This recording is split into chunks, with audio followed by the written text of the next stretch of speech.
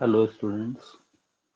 Last class में हमने Mendeleev की जो पीरियोडिक टेबल थी उसके बारे में देखा था कि पीरियोडिक टेबल कैसे मेंडलीव ने डिजाइन की थी और उसके क्या क्या फीचर्स थे। अब हम बात करते हैं कि मेंडलीव ने जो क्लासिफिकेशन किया एलिमेंट्स का, उसकी मेरिट्स यानी कि उसके एडवांटेज क्या थे और उसके डिसएडवांटेज क्या थे। सबसे पहले हम बात करेंगे merits of Mendeleev's classification of elements.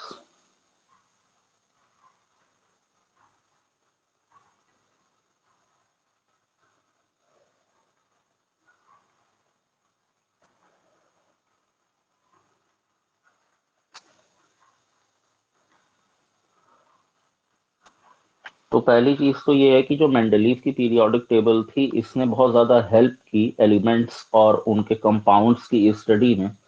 कुछ मेरिट्स जो बेसिक हैं मेंडलीव की पीरियोडिक टेबल की, उसमें पहली तो ये थी कि मेंडलीव की पीरियोडिक टेबल जो थी और जो मेंडलीव ने पीरियोडिक लॉ दिया था, उसके बेसिस पर उस टाइम पर ये प्रिडिक्ट किया गया था कि कुछ एलिमेंट्स ऐसे एग्जिस्ट करते हैं जो कि उस टाइम तक डिस्कवर्ड नहीं थे। तो कई सारे ऐसे एलिमेंट्स को उस टाइम पे प्रिडिक्ट किया गया मेंडलीव की पीरियोडिक टेबल के बेसिस पे, जो तब तक एग्जिस्ट ही नहीं करते थे। और मतलब एग्जिस्ट तो करते थे खैर, लेकिन डिस्कवर नहीं किए गए थे। उनका एग्जिस्टेंस लेकिन जो है वो पता चल गया था मेंडलीव की पीरियोडिक टेबल से।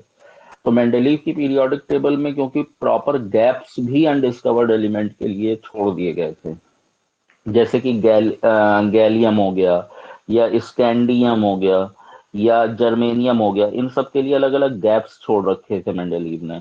और बाद में जब ये एलिमेंट्स डिस्कवर हुए तो इनको उन गैप्स में रख दिया गया, और जो एग्जिस्टिंग एलिमेंट्स थे उस टाइम तक के, उनमें कोई डिस्टरबेंस क्रिएट नहीं हुआ क्योंकि मेंडलीव ने प्रॉपर स्पेस छोड़ दिया था इन एलिमेंट्स के लिए। तो पहली मेरिट तो ये हो गई। अब दूसरी मेरिट, सेकेंड मेरिट मेंडलीव की पीरियोडिक टेबल की ये है कि इसने जो प्रॉपर्टीज थी अलग अलग एलिमेंट्स की, उनको प्रिडिक्ट किया on the basis of position in the periodic table. मतलब उनकी एलिमेंट्स की जो पीरियोडिक टेबल में पोजीशन थी, उसके बेसिस पर उनकी प्रॉपर्टीज क्या क्या हो सकती हैं, उसको प्रिडिक्ट करने में मेंडलीव की जो पीरियोडिक टेबल थी उसने हेल्प की। प्रॉपर्टीज उस टाइम पर जो अनडिस्कवर्ड एलिमेंट्स है, जैसे कि अभी मैंने तुमको बताया गैलियम हो गया, स्कैंडियम हो गया, जर्मेनियम हो गया, इनको इसी तरह से प्रिडिक्ट किया गया। और ये जो प्रिडिक्टेड प्रॉपर्टीज थी, इनको बाद में जब चेक किया गया तो ऑलमोस्ट सेम प्रॉपर्टीज निकली जो एक्चुअल प्रॉपर्टीज थी इन एलिमेंट्स की बाद में, वो उनसे। तो इसको हम थोड़ा सा डिटेल में देखते हैं। कुछ प्रॉपर्टीज जो अनडिस्कवर्ड एलिमेंट्स की थी, जिनको, जैसे एक एलिमेंट था एका एल्यूमिनियम। अगर लास्ट क्लास याद हो तो हमने कहा था एका एल्यूमिनियम मतलब कि एल्युमिनियम पहले आएगा, एल्युमिनियम के बाद जो एलिमेंट आएगा वो, उसका नाम रखा था मेंडलीव ने एका एल्युमिनियम। और बाद में हमने देखा कि ये क्या था, ये गैलियम जो है वो एलिमेंट डिस्कवर किया गया। और जब डिस्कवर हुआ ये 1875 में इसकी डिस्कवरी हुई, और इसकी कुछ जो बेसिक प्रॉपर्टीज मिली, उन प्रॉपर्टीज की अगर हम बात करें तो देखो, सबसे पहले अगर हम एटॉमिक मास देखें तो जो प्रिडिक्शन था मेंडलीव का वो ये था कि इसका एटॉमिक मास 68 यूनिट होगा। एक्चुअल जो एटॉमिक मास आया वो आया 69.7। ये प्रिडिक्टेड है, ये एक्चुअल है। डेंसिटी गैलियम की मेंडलीव ने प्रिडिक्ट की थी कि 5.9 ग्राम पर सेंटीमीटर क्यूब होनी चाहिए। ये प्रिडिक्टेड थी, लेकिन बाद में जब गैलियम की डिस्कवरी हुई और चेक किया गया तो जो डेंसिटी मिली वो 5.94 ग्राम पर सेंटीमीटर क्यूब मिली। ये एक्चुअल डेंसिटी है गैलियम की। मेल्टिंग पॉइंट जो मेंडलीव ने प्रिडिक्ट किया था, वो कहा था कि लो मेल्टिंग पॉइंट होगा इसका। और बाद में एक्चुअली जब इसको डिस्कवर किया गया और इसका मेल्टिंग पॉइंट चेक किया गया, तो मेल्टिंग पॉइंट इसका लो ही निकला और निकला 30.2 डिग्री सेल्सियस के आसपास, जो कि काफी लो मेल्टिंग पॉइंट है।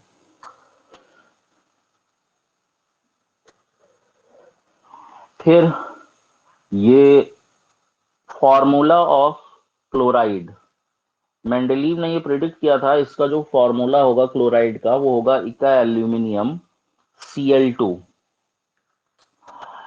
और बाद में जब डिस्कवरी हुई गैलियम की, तो उसके जो क्लोराइड का फॉर्मूला आया वो आया GaCl2। इसी तरह से इसके ऑक्साइड का फॉर्मूला, ऑक्साइड का फॉर्मूला मेंडलीव ने इसको प्रिडिक्ट किया था कि ये होगा E2O3। बाद में जब एक्चुअल ऑक्साइड का फॉर्मूला देखा गया गैलियम का, तो वो Ga2O3 था। तो इसका मतलब ये है कि जो इका एल्यूमिनियम की प्रॉपर्टीज प्रिडिक्ट की मेंडलीव ने, वो एग्जैक्टली तो या तो सेम है या फिर अप्रोक्सीमेटली सेम है दोनों की। डिस्कवरी से पहले इसको एक एल्यूमिनियम कहा जाता था, बाद में गैलियम कहा गया, लेकिन प्रॉपर्टीज में बहुत ज्यादा डिफरेंस नहीं आया। अब तीसरा जो एडवांटेज था मेंडलीव की पीरियोडिक टेबल का, वो ये था कि मेंडलीव की पीरियोडिक टेबल जितनी भी नोबल गैसेस थी उनको एकोमोडेट कर पाई जब भी वो डिस्कवर हुई। जब कोई पूरा का पूरा नया ग्रुप ऑफ एलिमेंट्स डिस्कवर हुआ, जिसको हम बोलते हैं नोबल गैसेस, आज के टाइम पर नोबल गैसेस जैसे कि हीलियम, आर्गन, नियॉन, जेनॉन, ये सब क्या है, नोबल गैसेस हैं। तो इनके लिए पीरियोडिक टेबल में एक सेपरेट ग्रुप में स्पेस छोड़ दिया था मेंडलीव ने, और उसकी वजह से जब बाद में ये नोबल गैसेस डिस्कवर हुई, तो जो ओरिजिनल अरेंजमेंट था मेंडलीव की पीरियोडिक टेबल का, वो डिस्टर्ब नहीं हुआ और सेपरेट ग्रुप में इनको रखा गया। क्यों? क्योंकि ये केमिकली अनरिएक्टिव हैं, रिएक्शन नहीं होती है इनकी किसी दूसरे मेटल से, क्योंकि ये सारे के सारे स्टेबल एलिमेंट्स हैं, जितने भी नोबल गैस वाले एलिमेंट्स हैं। बाद में ये डिस्कवरी जो हुई नोबल गैसेस की, वो काफी बाद में हुई, क्योंकि वैसे ही ये इनर्ट गैसेस हैं, अनरिएक्टिव हैं, और बहुत कम कंसंट्रेशन इसकी एटमॉस्फेयर में मिलती है। इस वजह से इसकी डिस्कवरी काफी लेट हुई, लेकिन फिर भी क्योंकि मेंडलीव ने गैप छोड़ दिया था या एक ग्रुप छोड़ दिया था, तो उसमें इसको हम प्लेस कर सकते थे। तो ये तो थे सारे मेरिट्स या एडवांटेजेस जो जो थे। अब हम बात करते हैं कि एनोमोलीज क्या थी, या फिर लिमिटेशंस क्या थे, या फिर डिसएडवांटेजेस क्या थे मेंडलीव की क्लासिफिकेशन ऑफ एलिमेंट के। तो एनोमोलीज या लिमिटेशंस, या फिर हम इसी को डिसएडवांटेज भी कह सकते हैं, या फिर डिमेरिट्स जो थी, वो क्या थी मेंडलीव्स पीरियोडिक टेबल की।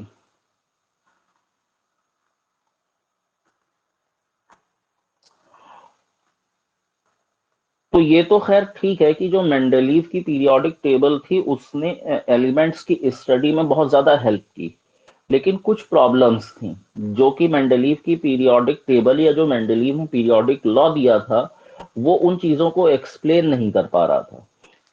तीन जो इम्पोर्टेंट एनामोलीज हैं मेंडलीव की पीरियोडिक टेबल की, उसमें सबसे पहली जो एनामोली है वो है पोजीशन ऑफ आइसोटोप्स।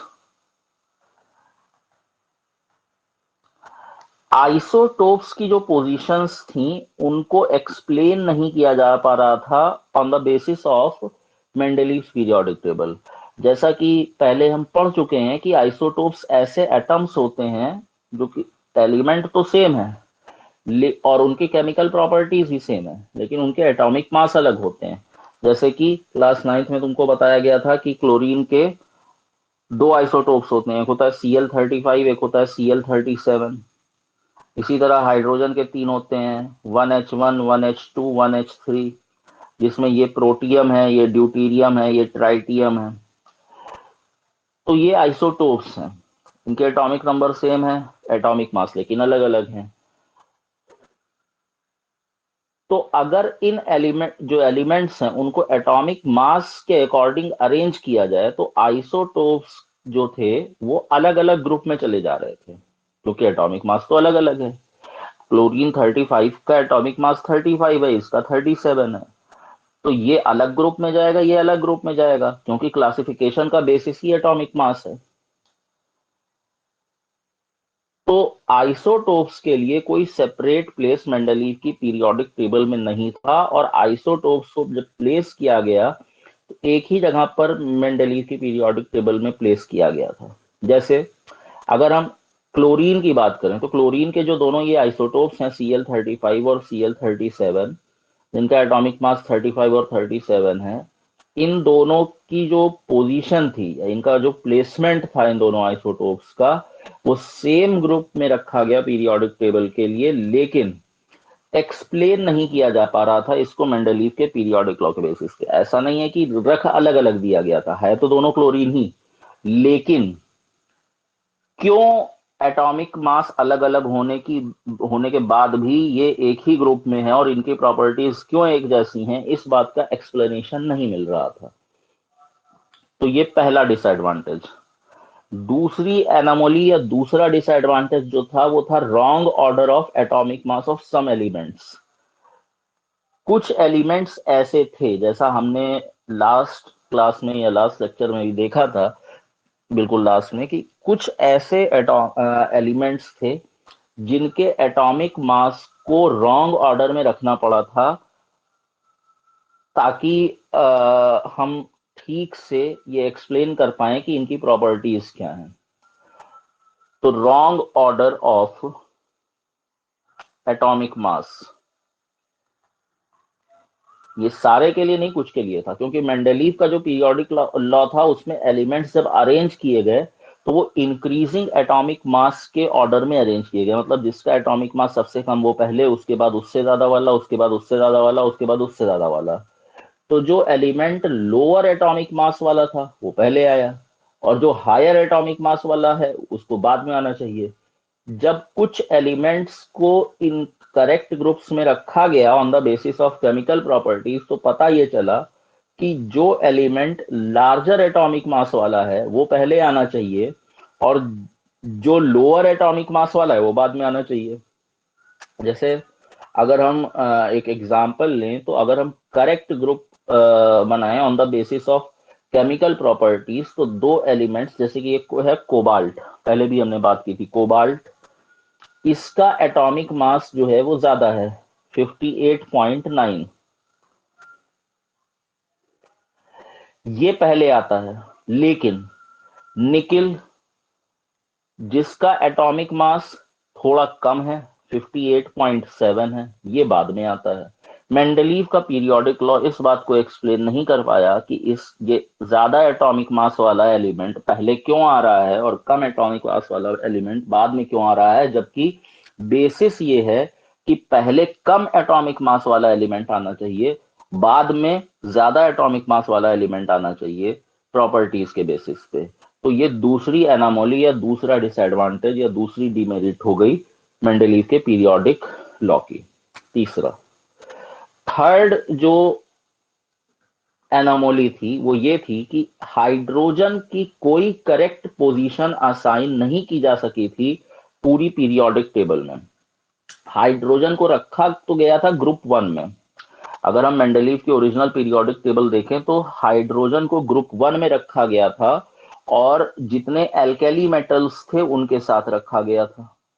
ग्रुप 1 के जो एल्केली मेटल्स थे उनके साथ हाइड्रोजन को रखा गया था, क्योंकि जो एल्केली मेटल्स हैं, जैसे कि सोडियम हो गया, ठीक है, या पोटेशियम हो गया, इसमें जो हाइड्रोजन था वो हेलोजन्स से कंबाइन हो रहा था, ऑक्सीजन से कंबाइन हो रहा था, सल्फर से कंबाइन हो रहा था, और वैसे ही कंपाउंड्स बना रहा था जैसे कि एल्केली मेटल के बनते हैं। तो जैसे अगर मैं बात करूं कि हमारे पास एक एल्केली मेटल है सोडियम, ये क्या है, ये एल्केली है,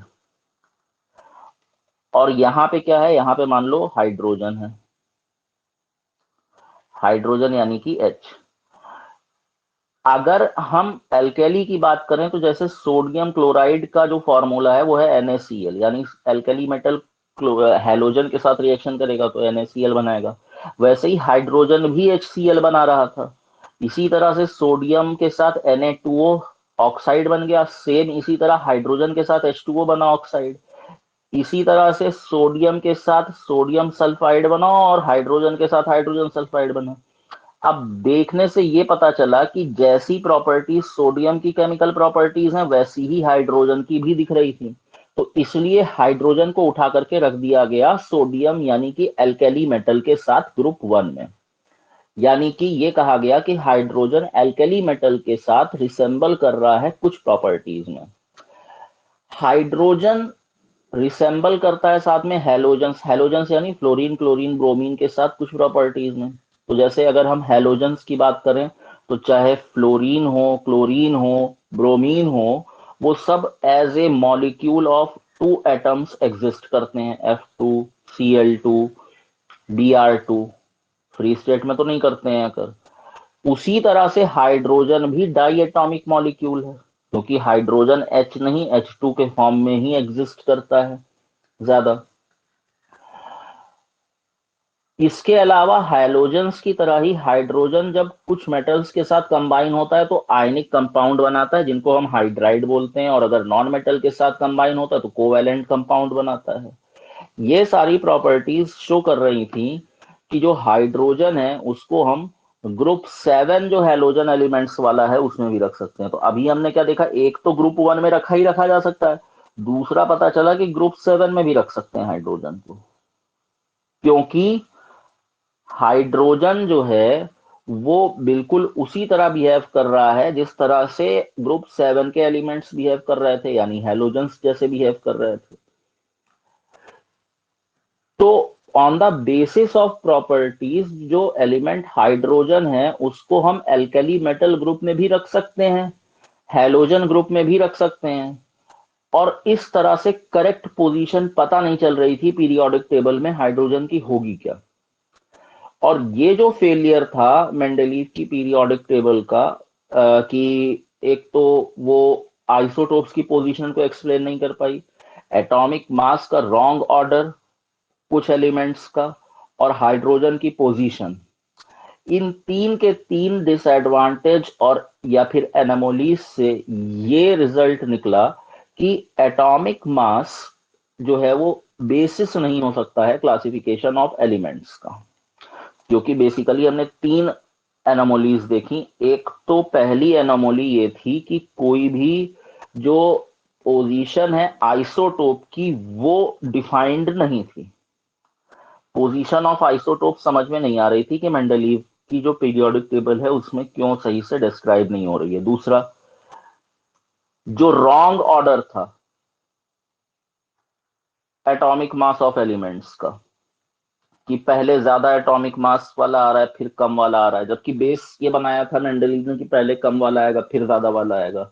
और तीसरा, पोजीशन ऑफ हाइड्रोजन। तो ये तीन जो बेसिक डीमेरिट्स थी या डिसएडवांटेजेस थे या एनोमलीज थी, इनके बेसिस पर हम ये कंक्लूड कर पाए कि एटॉमिक मास करेक्ट बेस नहीं है एलिमेंट्स के क्लासिफिकेशन का। फिर ये सोचा गया कि कोई और फंडामेंटल प्रॉपर्टी होगी एलिमेंट्स की जो एक बेटर एक्सप्लेनेशन दे पाए। जो पीरियोडिसिटी एलिमेंट्स में हमको दिखाई देती है या एलिमेंट्स की प्रॉपर्टीज में, उसका कोई बेटर एक्सप्लेनेशन किसी और फंडामेंटल प्रॉपर्टी से एलिमेंट की निकल सकता है। और इस प्रॉपर्टी को बाद में जब हमने और रिसर्च की तो पता चला कि वो क्या है, वो है एटॉमिक नंबर। अभी हम थोड़ी देर बाद ये देखेंगे कि अगर एलिमेंट्स को हम इंक्रीजिंग एटॉमिक नंबर्स के फॉर्म में अरेंज कर दें तो जितनी भी एनोमलीज अभी हमें मेंडलीव्स की क्लासिफिकेशन में दिखी हैं वो सारी की सारी डिसअपियर हो जाएंगी, यानी सारी खत्म हो जाएंगी। मेंडलीव काफी फॉर्चुनेट थे कि जो ऑर्डर ऑफ एटॉमिक मास और एटॉमिक नंबर है वो लगभग आइडेंटिकल है, नहीं तो जो क्लासिफिकेशन था वो पॉसिबल हो ही नहीं पाता। ये एक ठीक ठाक डिफरेंस न्यूलैंड और मेंडलीव की जो टेबल्स हैं उनमें हमको दिखता है। उसके पहले एक चीज और जान लो, हाइड्रोजन जो है वो एक फ्यूल की तरह यूज किया जा सकता है और फ्यूचर में भी इसका यूज हो सकता है। हाइड्रोजन का use as a fuel rockets में तो किया ही जाता है। हाइड्रोजन पावर्ड व्हीकल्स भी अब धीरे धीरे जो है वो आने लगे हैं अलग अलग कंट्रीज में। जैसे कई कार्स हैं जिनमें hydrogen as a fuel use होता है। तो व्हीकल्स में हाइड्रोजन फ्यूल सेल्स जो है वो इलेक्ट्रिक करंट को प्रोड्यूस करने के लिए अब यूज होने लगे हैं, और एक तरह से हाइड्रोजन हमारा अल्टरनेट फ्यूल बन सकता है आने वाले टाइम में। तो अब पहले हम एक क्वेश्चन देखते हैं जो कि एनसीईआरटी का क्वेश्चन है।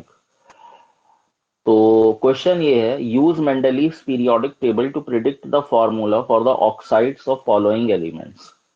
कुछ एलिमेंट्स दिए हुए हैं, K C L sorry K C A L S I and B A. Question ये पूछा गया है कि मेंडलीव की पीरियोडिक टेबल के बेसिस पर ये प्रिडिक्ट करिए कि इन सारे एलिमेंट्स के ऑक्साइड का फॉर्मूला क्या होगा। तो अब ये कैसे करेंगे?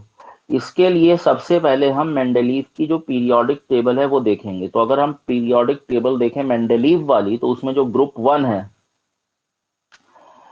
मेंडलीव्स की पीरियोडिक टेबल की, उसमें जो ऑक्साइड्स का जनरल फॉर्मूला लिखा हुआ है वो लिखा हुआ है R2O। पहली चीज तो ये है। अब अगर हम के की बात करें तो के जो है वो ग्रुप वन में आएगा। के क्योंकि ग्रुप वन में है तो इसका मतलब है कि इसका जो ऑक्साइड का फॉर्मूला होगा वो K2O होगा। पहली चीज। इसके बाद हम आ जाते हैं कार्बन पे। कार्बन जो है वो ग्रुप फोर में हमको मिलेगा, और ग्रुप फोर में मिलेगा। इसमें जो हमारे पास जनरल फॉर्मूला है ऑक्साइड का, अगर हम देखें तो जो जनरल फॉर्मूला है वो है RO2। इसका मतलब कार्बन का जो ऑक्साइड है वो होगा CO2। इसी तरह से एल्यूमिनियम की अगर हम बात करें तो ये हमको ग्रुप थ्री में मिलेगा, और ग्रुप थ्री का जो जनरल फॉर्मूला है ऑक्साइड का वो है R2O3। इसका मतलब है कि एल्युमिनियम का जो ऑक्साइड होगा वो होगा Al2O3। फिर इसी तरह से सिलिकॉन, ये ग्रुप फोर का एलिमेंट है, और ग्रुप फोर का एलिमेंट है और जनरल फॉर्मूला इसका होता है RO2। RO2 का मतलब हो गया कि अगर मैं इसका ऑक्साइड लिखूंगा तो SiO2। और लास्ट था बेरियम। बेरियम जो है वो ग्रुप टू का एलिमेंट है मेंडलीव की पीरियोडिक टेबल के अकॉर्डिंग, और ग्रुप टू का जो जनरल फॉर्मूला होता है ऑक्साइड के लिए वो RO होता है। तो इसका मतलब इसका जो फॉर्मूला हो जाएगा वो हो जाएगा ऑक्साइड का BaO।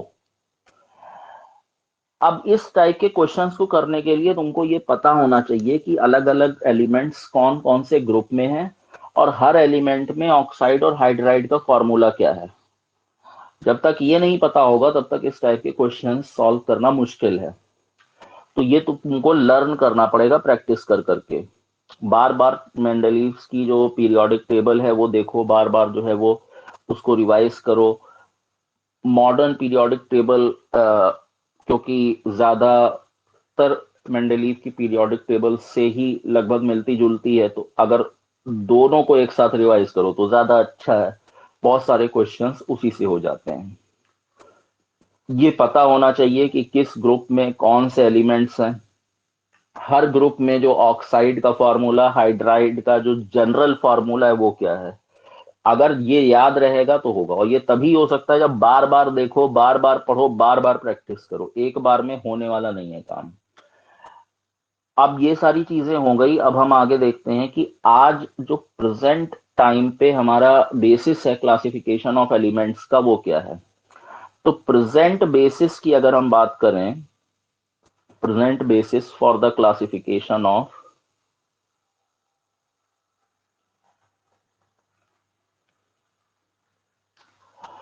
एलिमेंट्स।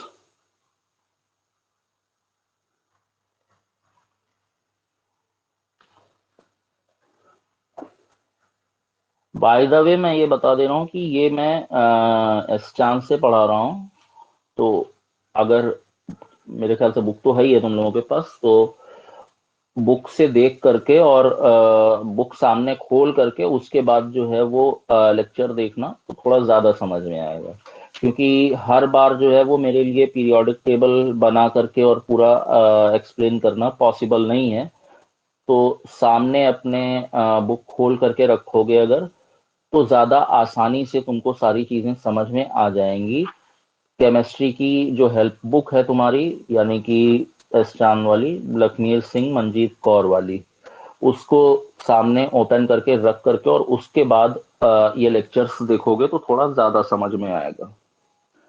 अब अगर हम प्रेजेंट बेसिस की बात करें क्लासिफिकेशन ऑफ एलिमेंट्स की, तो वो है एटॉमिक नंबर। मेंडलीव ने क्या कहा था? Atomic mass. लेकिन आज जो हम बेस लेकर के चलते हैं वो है एटॉमिक नंबर। एटॉमिक नंबर के बेसिस पर ही हम सारा क्लासिफिकेशन आजकल करते हैं। एटॉमिक नंबर किसी एलिमेंट का क्या होता है? तो ये जैसा कि तुमको क्लास 9th में पढ़ाया गया था, नंबर ऑफ प्रोटॉन्स कितने हैं उस एटम के अंदर, उसके इक्वल होता है। इलेक्ट्रॉन क्यों नहीं? क्योंकि इलेक्ट्रॉन्स घटते बढ़ते रह सकते हैं किसी भी एलिमेंट में। प्रोटॉन्स का नंबर ज्यादातर केस में सेम ही होता है, जनरली नहीं चेंज होता। तो प्रोटॉन जितना है उतना ही रहेगा। तो हम एटॉमिक नंबर को मानते हैं कितने प्रोटॉन है, नंबर ऑफ प्रोटॉन उस एलिमेंट में के न्यूक्लियस में, वही उसका एटॉमिक नंबर होता है। और क्योंकि नंबर ऑफ प्रोटॉन, और अगर हम किसी न्यूट्रल एटम की बात करें तो न्यूट्रल एटम में नंबर ऑफ प्रोटॉन और नंबर ऑफ इलेक्ट्रॉन इक्वल होते हैं न्यूट्रल एटम में।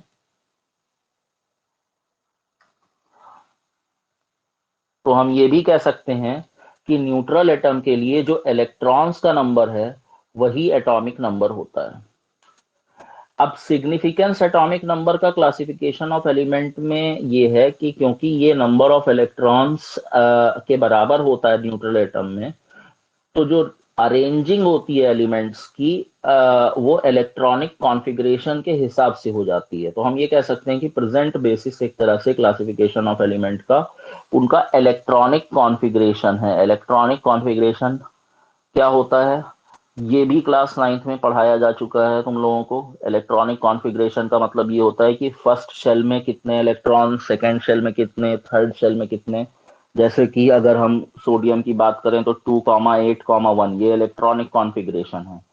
तो एक तरह से जो इलेक्ट्रॉनिक कॉन्फ़िगरेशन है ये बेस बन गया है किसका? आज जो प्रेजेंट फॉर्म में हम पीरियोडिक टेबल स्टडी करते हैं, या जो प्रेजेंट बेसिस है पीरियोडिक टेबल में एलिमेंट्स के क्लासिफिकेशन का, वो दरअसल इलेक्ट्रॉनिक कॉन्फ़िगरेशन है। तो अब थोड़ा सा अगर हम हिस्ट्री देखें तो 1913 एक साइंटिस्ट थे हेनरी मोजले।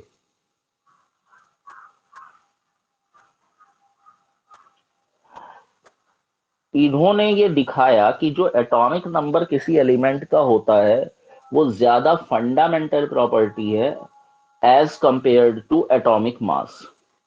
तो इन्होंने सबसे पहली बार कहा कि एटॉमिक नंबर फंडामेंटल प्रॉपर्टी ज्यादा है एटॉमिक मास के कंपैरिजन में। और इसलिए जो क्लासिफिकेशन अगर हम एलिमेंट्स का कर रहे हैं तो अगर एटॉमिक नंबर के बेसिस पे करेंगे तो वो ज्यादा बेटर क्लासिफिकेशन होगा एटॉमिक मास के कंपैरिजन में। एटॉमिक नंबर क्योंकि इंक्रीज होता है रेगुलरली वन से एलिमेंट टू एलिमेंट, लेकिन एटॉमिक मास जो है वो रेगुलरली इंक्रीज नहीं होता है। एटॉमिक नंबर हर एलिमेंट का फिक्स है। कोई भी दो एलिमेंट्स ऐसे हो नहीं सकते हैं जिनका एटॉमिक नंबर सेम हो। और जब एटॉमिक नंबर सेम नहीं है दो एलिमेंट्स का, तो इसका मतलब ये है कि जो एटॉमिक नंबर की डिस्कवरी है इससे मेंडलीव्स का जो पीरियोडिक लॉ था वो चेंज हो गया, जिस पर पूरा इलेक्ट्रॉनिक सॉरी एलिमेंट्स का क्लासिफिकेशन बेस्ड था, और अब वो बेस बन गया एटॉमिक नंबर। अब एलिमेंट्स के क्लासिफिकेशन को फर्दर स्टडी करने से पहले जो एनामोलीज थी अभी हमने देखी थी, तीन बेसिक डिसएडवांटेजेस मेंडलीव की पीरियोडिक क्लासिफिकेशन की, वो कैसे रिमूव हुई मॉडर्न पीरियोडिक लॉ में, वो हम देखते हैं। जब एलिमेंट्स को एटॉमिक नंबर के बेसिस पर अरेंज किया गया मॉडर्न पीरियोडिक लॉ के अकॉर्डिंग, तो जितनी एनोमलीज हमको मेंडलीव के क्लासिफिकेशन में दिख रही थी वो हट गई। कैसे? सबसे पहली प्रॉब्लम ये थी मेंडलीव वाली पीरियोडिक टेबल में कि वहां पे आइसोटोप की पोजीशन का कोई एक्सप्लेनेशन नहीं था, क्योंकि आइसोटोप्स किसी एक एलिमेंट के जो होते हैं उनमें नंबर ऑफ प्रोटॉन सेम होता है, उनका एटॉमिक नंबर सेम होता है। क्योंकि आइसोटोप्स जो एलिमेंट के हैं उनका एटॉमिक नंबर सेम है, तो इसलिए उनको हम एक ग्रुप में रख सकते हैं पीरियोडिक टेबल में, अगर हम पीरियोडिक टेबल का बेसिस एटॉमिक नंबर को लें। एटॉमिक मास के बेसिस पर अगर हम लिखेंगे तो अलग अलग जाएगा, लेकिन एटॉमिक नंबर के बेसिस पर अगर हम लिखें तो एक ही ग्रुप में वो एलिमेंट्स आएंगे। जैसे क्लोरीन 35 और क्लोरीन 37, ये जो दो आइसोटोप्स थे, इनको रखा तो मेंडेलीव ने था सेम टेबल ग्रुप में, लेकिन ये एक्सप्लेन नहीं हो रहा था कि क्यों सेम ग्रुप में है जबकि दोनों का एटॉमिक मास अलग अलग है। तो बाद में ये देखा गया कि अगर हम एटॉमिक मास को हटा करके एटॉमिक नंबर को क्राइटेरिया बना लें तो एटॉमिक नंबर इस वाले क्लोरीन का भी 17 होता है और इसका भी 17 होता है, इसलिए एक ग्रुप में रखने से काम चल जाएगा हमारा। तो क्योंकि दोनों का ही एटॉमिक नंबर 17 है इसलिए दोनों सेम ग्रुप में है, तो इसका एक्सप्लेनेशन मिल गया। दूसरा जो डिसएडवांटेज था या जो दूसरी एनामोली थी वो ये थी कि भाई जो ऑर्डर है एटॉमिक मास का वो कुछ कुछ एलिमेंट्स के लिए रॉन्ग जा रहा था। यानी कि कुछ एलिमेंट्स ऐसे थे जिनका एटॉमिक नंबर ज्यादा था वो पहले आ रहे थे, कुछ ऐसे थे जिनका कम था वो बाद में आ रहे थे, जबकि होना उल्टा चाहिए था। तो जो कोबाल्ट और निकिल वाला एग्जाम्पल हमने देखा था, इनकी जो पोजीशन उल्टी थी, उसका एक्सप्लेनेशन यहां से हमको ये मिला कि कोबाल्ट का एटॉमिक नंबर अगर हम देखें तो वो है 27 और निकिल का है 28। अब मॉडर्न पीरियोडिक लॉ के बेसिस पे क्योंकि एलिमेंट्स जब अरेंज किए जाएंगे तो according to the order of increasing atomic number arrange होंगे। तो कोबाल्ट का क्योंकि लोअर एटॉमिक नंबर है तो ये पहले आएगा, निकिल का जो है वो ग्रेटर एटॉमिक नंबर है तो ये बाद में आएगा। भले ही दोनों का जो एटॉमिक मास है वो उल्टा है, इसका एटॉमिक मास ज्यादा है इसका कम है, लेकिन फिर भी ये पहले आएगा ये बाद में आएगा क्योंकि एटॉमिक नंबर इसका कम है इसका ज्यादा है। और प्रेजेंट सिस्टम में हम एटॉमिक मास को नहीं एटॉमिक नंबर को ज्यादा इंपॉर्टेंस देते हैं कि एटॉमिक नंबर क्या है। तो ये दूसरी जो प्रॉब्लम थी यहां से वो भी सॉल्व हो गई कि भाई ये 58.9 इसका एटॉमिक मास था, इसका 57.9 और 58.7 मास था। तो ये कैसे हो रहा है कि ये एटॉमिक मास ज्यादा वाला पहले आ रहा है, बाद वाला जो है कम वाला बाद में आ रहा है। तो ये यहां से क्लियर हो गया कि क्योंकि इसका एटॉमिक नंबर कम है इसलिए ये पहले आएगा, इसका एटॉमिक नंबर ज्यादा है इसलिए ये बाद में आएगा। तो ये दो चीजें यहां से क्लियर हो गई। अभी एक एनामोली या एक डिसएडवांटेज बची हुई है और वो है हाइड्रोजन की पोजीशन वाली। उसके बारे में अभी हम बाद में डिस्कस करेंगे कि हाइड्रोजन जो है वो कहाँ पे रहना चाहिए। उसके पहले थोड़ा सा हम देखते हैं कि जो मॉडर्न पीरियोडिक लॉ है वो क्या है। मॉडर्न पीरियोडिक लॉ,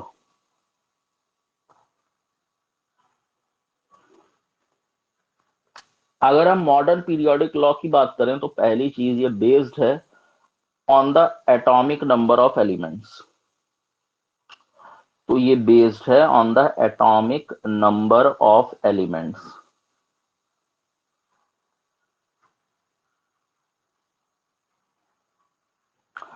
और मॉडर्न पीरियोडिक लॉ के अकॉर्डिंग प्रॉपर्टीज ऑफ एलिमेंट्स जो हैं वो पीरियोडिक फंक्शन होती हैं एटॉमिक नंबर का। मतलब ये लॉ कहता है properties of elements are a periodic function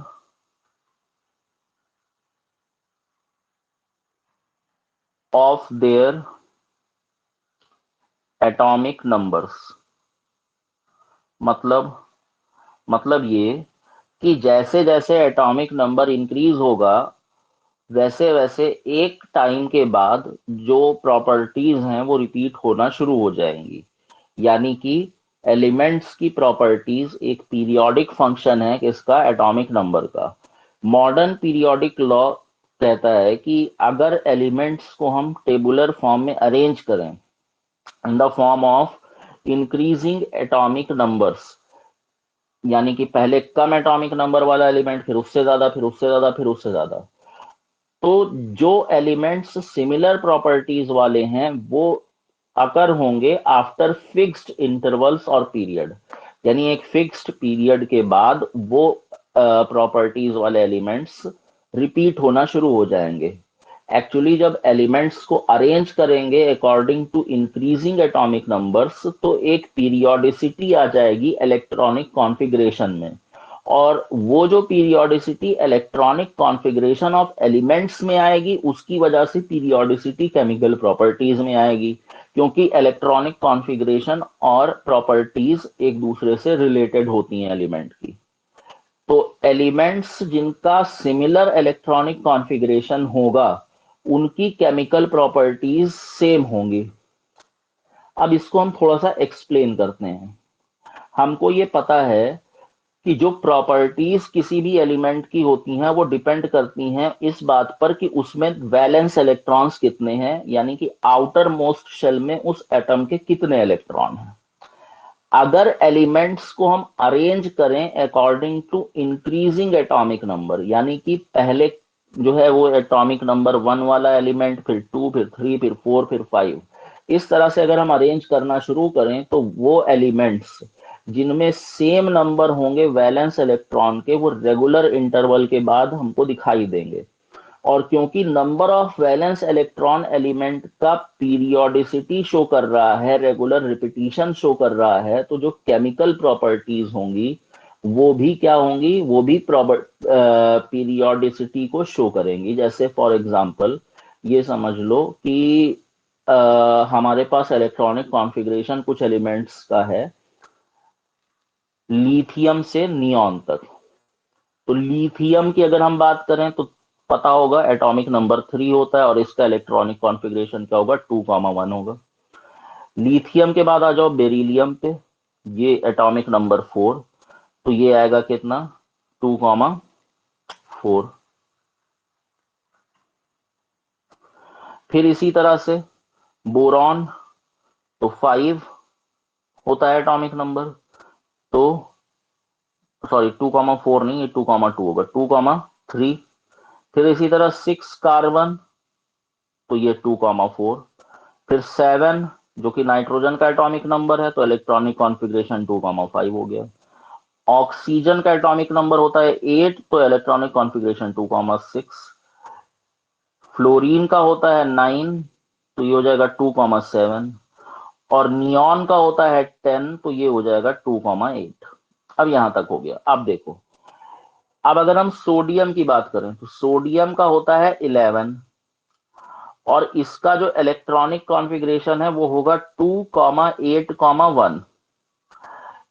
sodium के बाद आ जाओ मैग्नीशियम पे, जो कि है 12 एटॉमिक नंबर, तो इलेक्ट्रॉनिक कॉन्फ़िगरेशन 2,8,2 आएगा। 13 एल्यूमिनियम, एल्यूमिनियम का 2,8,3 होगा। फिर सिलिकॉन यानी कि 14, 2,8,4। इसी तरह से 15 फास्फोरस, 2,8,5। फिर 16 सल्फर, 2,8,6। फिर उसके बाद 17 क्लोरीन, 2,8,7। फिर 18 ए आर आर्गन, 2,8,8। अब जरा ध्यान से देखो, जो लिथियम का इलेक्ट्रॉनिक कॉन्फ़िगरेशन है वो है 2,1 और सोडियम का है 2,8,1। आउटर मोस्ट शेल में यहां भी एक इलेक्ट्रॉन, यहां भी एक इलेक्ट्रॉन। बेरिलियम का जो इलेक्ट्रॉनिक कॉन्फ़िगरेशन है वो है 2,2, यानी आउटर मोस्ट शेल में 2 इलेक्ट्रॉन। मैग्नीशियम में भी आउटर मोस्ट शेल में 2 इलेक्ट्रॉन। बोरॉन का electronic configuration outer most shell में 3 इलेक्ट्रॉन, एल्युमिनियम में भी 3। कार्बन में आउटर मोस्ट शेल में 4, सिलिकॉन में भी आउटर मोस्ट शेल में 4, नाइट्रोजन में आउटर मोस्ट शेल में 5, फास्फोरस में भी 5, ऑक्सीजन में आउटर मोस्ट शेल में 6 इलेक्ट्रॉन और सल्फर में भी 6, फ्लोरीन में 7 आउटर मोस्ट शेल में इलेक्ट्रॉन्स हैं, क्लोरीन में भी वही 7 है, और नियॉन में 8 है आउटर मोस्ट शेल में, आर्गन में भी 8 है।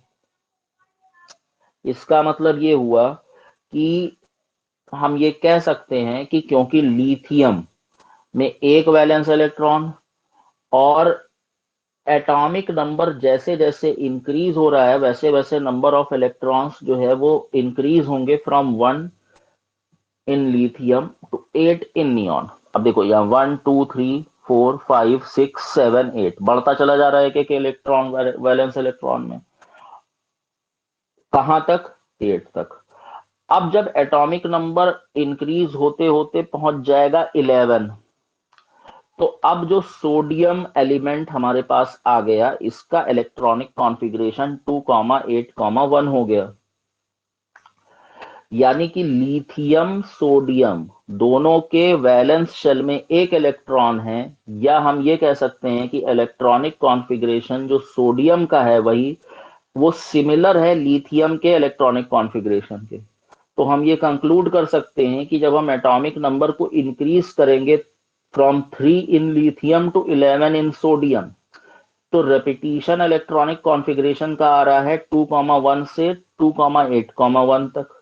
दोनों में वैलेंस शेल में एक ही इलेक्ट्रॉन है, क्योंकि इलेक्ट्रॉनिक कॉन्फ़िगरेशन रिपीट हुआ इसका मतलब है कि जो प्रॉपर्टीज हैं एलिमेंट्स की वो भी रिपीट होनी चाहिए। और दरअसल लिथियम और सोडियम की प्रॉपर्टीज एक जैसी होती हैं। तो ये जो रियल सिग्निफिकेंस है मॉडर्न पीरियोडिक क्लासिफिकेशन का वो एटॉमिक नंबर्स पे बेस होने से क्या है कि ये रिलेट करता है periodicity in the properties of elements को periodicity in their electronic configuration से। और ये एक आइडियल अरेंजमेंट है, क्योंकि जिन भी एलिमेंट्स का इलेक्ट्रॉनिक कॉन्फ़िगरेशन सिमिलर होगा उनकी प्रॉपर्टीज सिमिलर होंगी। अगर हम एक्चुअल में स्ट्रक्चर देखें लिथियम का, तो जो न्यूक्लियस है ये हो गया लिथियम का न्यूक्लियस। जो फर्स्ट शेल है इसमें 2 इलेक्ट्रॉन्स और सेकंड शेल में 1 इलेक्ट्रॉन, तो ये तो हो गया लिथियम। और अगर हम सोडियम की बात करें तो वैले जो न्यूक्लियस है उसमें 11 प्रोटॉन होते हैं सोडियम के, और फर्स्ट ऑर्बिट में 2 इलेक्ट्रॉन, सेकेंड ऑर्बिट में 8 इलेक्ट्रॉन और थर्ड ऑर्बिट में 1 इलेक्ट्रॉन। यानी यहां भी आउटर मोस्ट शेल में 1 इलेक्ट्रॉन है और यहां भी आउटर मोस्ट शेल में 1 इलेक्ट्रॉन है। तो 1 इलेक्ट्रॉन होने की वजह से हम ये कह सकते हैं कि इन दोनों की प्रॉपर्टीज एक जैसी होंगी। इसी तरह से बेरिलियम और मैग्नीशियम के आउटर मोस्ट शेल में 2-2 इलेक्ट्रॉन है तो उनकी प्रॉपर्टीज एक जैसी हैं। इसी तरह बोरॉन और एल्यूमिनियम दोनों के आउटर मोस्ट शेल में 3-3 इलेक्ट्रॉन है तो इनकी प्रॉपर्टीज एक जैसी हैं। कार्बन और सिलिकॉन के आउटर मोस्ट शेल में 4 इलेक्ट्रॉन्स हैं दोनों में, तो इन दोनों की प्रॉपर्टीज एक जैसी होंगी। इसी तरह से नाइट्रोजन और फास्फोरस के आउटर मोस्ट शेल में 5-5 इलेक्ट्रॉन है तो इनकी प्रॉपर्टीज एक जैसी हैं। ऑक्सीजन और सल्फर दोनों के ही आउटर मोस्ट शेल में 6-6 इलेक्ट्रॉन है तो इन दोनों की प्रॉपर्टीज सिमिलर होंगी। फ्लोरीन और क्लोरीन दोनों के आउटर मोस्ट शेल में 7 इलेक्ट्रॉन्स हैं तो इन दोनों की प्रॉपर्टीज सिमिलर होंगी। सोडियम और नियॉन और आर्गन दोनों की आउटर मोस्ट शेल में 8-8 इलेक्ट्रॉन है तो इनकी प्रॉपर्टीज एक जैसी होंगी। तो ये एक तरह से हमको ये समझ में आ गया कि एटॉमिक नंबर के बेसिस पे जब हम क्लासिफिकेशन करेंगे एलिमेंट्स का तो जो प्रॉपर्टीज हैं वो ज्यादा सिमिलर हमको दिखाई पड़ेंगी। अब अगर हम मॉडर्न पीरियोडिक टेबल की बात करें,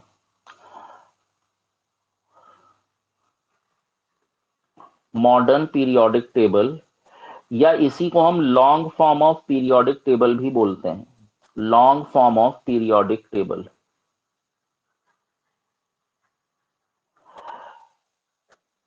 इसको प्रिपेयर किया था नील्स बोर ने। नील्स बोर के बारे में क्लास 9th में पढ़ चुके हो।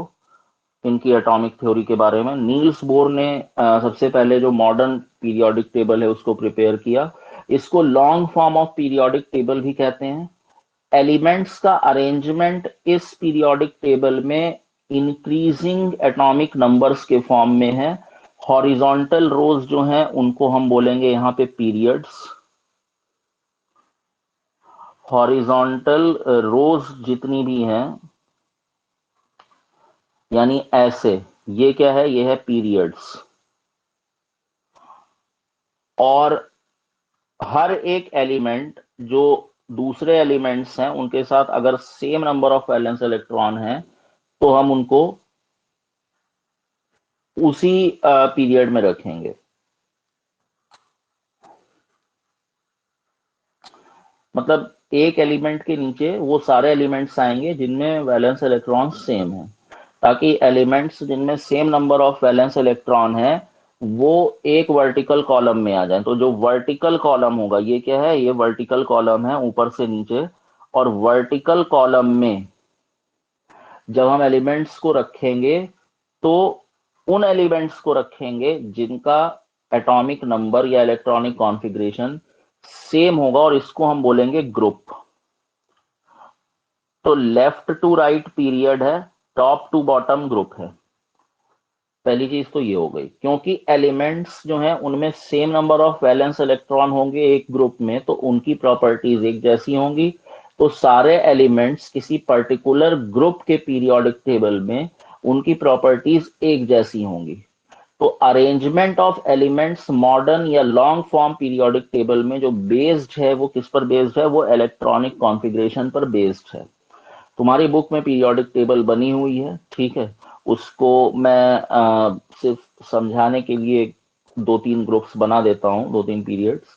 तो पहला तो ये है कि टोटल तुमको दिख रहा होगा ऊपर 1 से 7 तक पीरियड्स हैं। पीरियड 1, और ये लास्ट तक गया है पीरियड 7 तक। और इसके बाद ग्रुप्स हैं। तो ये पीरियड है यहां से ऐसे, और ऊपर से नीचे क्या है, ग्रुप है। पीरियड 1 में पहला जो एलिमेंट रखा हुआ है वो है हाइड्रोजन। उसके बाद पीरियड 2 जो है, इसमें एलिमेंट कौन सा है, इसमें एलिमेंट है लिथियम। फिर पीरियड 3 में एलिमेंट है यहाँ पे सोडियम। इसी तरह से इसके बाद है पोटेशियम, फिर है रुबिडियम, देन सीजियम, और लास्ट में फ्रांसियम। तो ये जो है वो पीरियड्स हैं, first, second, third, fourth, fifth, sixth और सेवंथ। और ये ग्रुप 1 है। ग्रुप 1 में जितने भी एलिमेंट्स ये दिख रहे हैं इन सब का इलेक्ट्रॉनिक कॉन्फ़िगरेशन सेम है, यानी कि इन सभी के आउटर मोस्ट शेल में एक ही इलेक्ट्रॉन होगा। और दूसरा जो ग्रुप है उसमें पीरियड 1 वाला जो एलिमेंट है वो नहीं है, बल्कि सीधे पीरियड 2 से स्टार्टिंग है। और पीरियड 2 से जब स्टार्ट है तो ये स्टार्ट हुआ है बेरिलियम से। सबसे पहले आया है बीई, बेरिलियम, फिर मैग्नीशियम, फिर उसके बाद सीजियम, फिर उसके बाद स्ट्रॉन्शियम, फिर उसके बाद बेरियम, और लास्ट में रेडियम। तो ये है सेकेंड ग्रुप के सारे एलिमेंट्स। और इन सभी में जो आउटर मोस्ट शेल में नंबर ऑफ इलेक्ट्रॉन्स हैं वो है 2। इन दोनों को मिला करके हम बोलते हैं, ये जो दोनों हमको दिखाई दे रहे हैं, इन सारे एलिमेंट्स को कंबाइंड फॉर्म में हम बोलते हैं light metals. These are called as light metals. अब थर्ड ग्रुप पे जब हम आएंगे तो थर्ड ग्रुप में पीरियड 1, पीरियड 2 और पीरियड 3 में कुछ नहीं है। सीधे पीरियड 4 से स्टार्ट होगा, और पीरियड 4 में पहला जो एलिमेंट आएगा ग्रुप 3 में वो आएगा स्कैंडियम। उसके बाद वाई, और फिर इसके बाद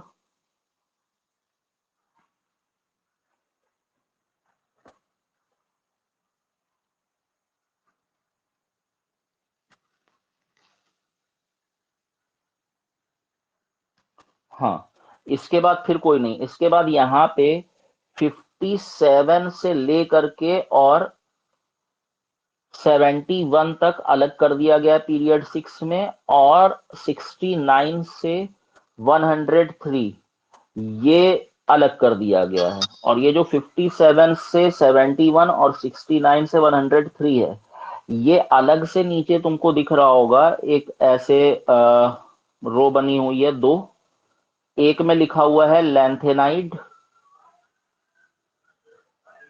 सीरीज, और इसमें जो है वो 57 से लेकर के और 71 एटॉमिक नंबर तक के जो एलिमेंट्स हैं वो हैं। और फिर दूसरा एक्टिनाइड सीरीज, एक्टिनाइड सीरीज जो है इसमें 89 से लेकर के और 103 तक के जो एलिमेंट्स हैं वो इसमें लिखे हुए हैं। ये 68 नहीं है, सॉरी, ये 89 है। 89 से 103 तक के जितने भी एलिमेंट्स हैं वो एक्टिनाइड सीरीज के हैं। इस तरह से ये पूरा बना हुआ है। अब ऐसे ही जो है वो फिर इसके बाद ग्रुप 4 है, ग्रुप 5 है, ग्रुप 6 है, ग्रुप 7 है। तो ग्रुप 1 और 2 को मिला करके हमने लाइट मेटल बोल दिया। ग्रुप 3 से लेकर के और ग्रुप 12 तक जितने भी एलिमेंट्स हैं इन सबको कंबाइन करके हम बोलते हैं हैवी मेटल्स, या फिर इन्हीं का दूसरा नाम है ट्रांजिशन मेटल्स। हैवी मेटल्स, या इन्हीं को हम ट्रांजिशन मेटल्स भी कहते हैं। इसके बाद ग्रुप 13 जो है उसको हम मेटेलॉइड कहते हैं। ठीक, ग्रुप 13 से लेकर के 18 तक सारे नॉन मेटल्स हैं, लेकिन ग्रुप 13, 14, 15 और 16 इनमें कुछ एलिमेंट्स ऐसे हैं जो मेटेलॉइड की कैटेगरी में आएंगे, यानी कि जो कि ना तो मेटल है ना तो नॉन मेटल है। अब ये सारी चीजें हैं क्या, इसको हम थोड़ा सा डिटेल में पढ़ते हैं कि क्या क्या चीजें हैं। सबसे पहले जो हॉरिजॉन्टल रोज हैं पीरियोडिक टेबल की, हॉरिजॉन्टल रोज, उन्हें कहा जाएगा पीरियड। टोटल अगर हम मॉडर्न पीरियोडिक टेबल में देखें कितने पीरियड्स हैं, तो 7 पीरियड्स हैं टोटल मॉडर्न पीरियोडिक टेबल में, लॉन्ग फॉर्म जो है। और जो एलिमेंट्स पीरियड में है उनमें कंटिन्यूअस एटॉमिक नंबर है, यानी नंबर ऑफ एलिमेंट्स अगर हम हर पीरियड में देखें, तो अगर हम फर्स्ट पीरियड की बात करें, जो फर्स्ट पीरियड है इसमें 2 एलिमेंट्स हैं, और इस वजह से इसको वेरी शॉर्ट पीरियड कहा जाता है, क्योंकि 2 ही एलिमेंट इसमें लिए गए हैं, वेरी शॉर्ट पीरियड है। और ये 2 एलिमेंट्स कौन से हैं, एक हाइड्रोजन है और दूसरा हीलियम है। हाइड्रोजन सबसे पहले वाले ग्रुप में है और हीलियम लास्ट वाले ग्रुप में, 18th ग्रुप में है। सेकेंड पीरियड जो है, सेकेंड पीरियड की अगर हम बात करें तो सेकेंड पीरियड में 8 एलिमेंट्स हैं, और अगर 8 एलिमेंट्स हैं तो हम इसको शॉर्ट पीरियड बोलेंगे। इसी तरह से थर्ड पीरियड में भी 8 एलिमेंट्स हैं,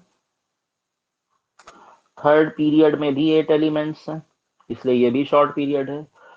फोर्थ पीरियड में जब हम पहुंच जाएंगे तो फोर्थ पीरियड में हमको 18 एलिमेंट्स दिखेंगे, और ये 18 एलिमेंट्स हैं, इसलिए इसको हम लॉन्ग पीरियड बोलते हैं। फिर उसके बाद हम फिफ्थ पीरियड की अगर बात करें तो फिफ्थ पीरियड में भी 18 एलिमेंट्स हैं, यानी ये भी एक लॉन्ग पीरियड है। उसके बाद सिक्स्थ पीरियड जो है उसमें 32 एलिमेंट्स रखे हुए हैं हमने, और 32 एलिमेंट्स होने की वजह से इसको हम वेरी लॉन्ग पीरियड बोलते हैं। और जो सेवेंथ पीरियड है, सेवेंथ पीरियड में जितने बचे हुए एलिमेंट्स हैं वो सारे हैं रेस्ट ऑफ द एलिमेंट्स। और ये इनकम्प्लीट पीरियड, सेवेंथ पीरियड ही वो पीरियड है जिसको हम इनकम्प्लीट पीरियड भी कहते हैं, क्योंकि ये पूरा कंप्लीटेड नहीं है। क्यों नहीं है वो अभी आगे देखेंगे। तो पहली चीज तुमको ये पता होनी चाहिए कि टोटल 7 पीरियड्स हैं। 7 पीरियड्स में पहले पीरियड में सिर्फ 2 एलिमेंट्स हैं, इसलिए उसको हम वेरी शॉर्ट पीरियड बोलते हैं, और वो एलिमेंट्स हैं हाइड्रोजन और हीलियम। सेकेंड पीरियड में 8 एलिमेंट्स हैं, शॉर्ट पीरियड कहेंगे। थर्ड में भी 8 एलिमेंट्स हैं, शॉर्ट पीरियड कहेंगे। फोर्थ पीरियड में 18 एलिमेंट्स हैं, लॉन्ग पीरियड हो गया। फिर फिफ्थ पीरियड में भी 18 एलिमेंट्स हैं, तो वो लॉन्ग पीरियड होगा। सिक्स पीरियड में 32 एलिमेंट्स हैं, वेरी लॉन्ग पीरियड। और सेवेंथ पीरियड में जितने एलिमेंट्स बच गए वो सारे के सारे हैं, और ये इनकम्प्लीट पीरियड भी है। नंबर ऑफ एलिमेंट्स किसी पीरियड में फिक्स किए जाते हैं by the maximum number of electrons which can be accommodated in the various shells of an atom. Class ninth में जब इलेक्ट्रॉनिक कॉन्फ़िगरेशन पढ़ाया था तुमको, तो ये बताया था कि जो अलग अलग शेल्स होती हैं उसमें डेफिनेट नंबर ऑफ एटम्स ही हो सकते हैं। ऐसा नहीं है कि किसी भी शेल में जितने एलिमेंट मर्जी में आया वो हम बना सकते हैं, ऐसा नहीं है। हर शेल में फिक्स्ड है कि कितने एटम्स आ सकते हैं टोटल, और मैक्सिमम नंबर जो होता है वो फिक्स्ड होता है, और उसका formula 2 to the power n था, कुछ एक्सेप्शंस के साथ साथ में। तो जैसे अगर हम फर्स्ट पीरियड की बात करें, तो फर्स्ट पीरियड में दो एलिमेंट्स हैं। क्यों? क्योंकि फर्स्ट इलेक्ट्रॉन शेल जो है वो होती है के शेल। अभी हम फर्स्ट पीरियड की अब हम डिटेल में बात करेंगे। तो फर्स्ट पीरियड की बात करने के लिए सबसे पहले हम बात करते हैं पहली शेल की, और पहली शेल है के शेल। और के शेल जो होती है इसमें मैक्सिमम दो ही इलेक्ट्रॉन आ सकते हैं, दो से ज्यादा इलेक्ट्रॉन पॉसिबल नहीं है इसमें। तो इस वजह से इसमें सिर्फ दो ही इलेक्ट्रॉन्स आने की वजह से दो एटम्स हैं। सेकेंड पीरियड अगर हम पीरियोडिक टेबल का देखें तो उसमें 8 एलिमेंट्स क्यों हैं? क्योंकि सेकेंड पीरियड जो है उसके लिए जो शेल है वो है एल। और एल शेल की अगर हम बात करें तो 2 टू दी पावर, सॉरी ये मैंने 2 टू दी पावर क्या लिख दिया, एन नहीं, ये 2n होता है। तो 2 टू दी पावर 2n यानी 2 टू दी पावर 2 इंटू 2, या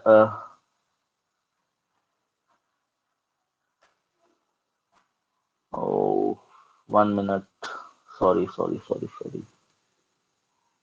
टाइम एग्जैक्ट फॉर्मूला लग रहा है मुझको कि मैं मिस कर रहा हूं इसको।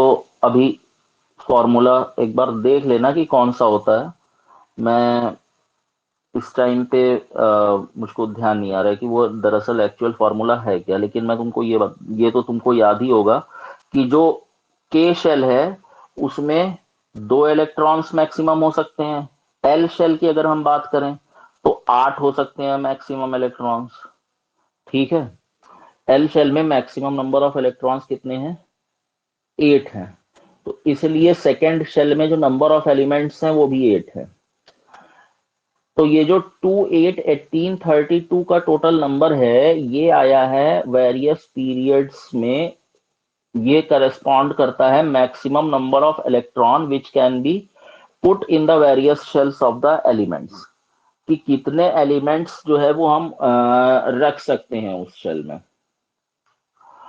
तो फॉर एग्जांपल अगर मान लो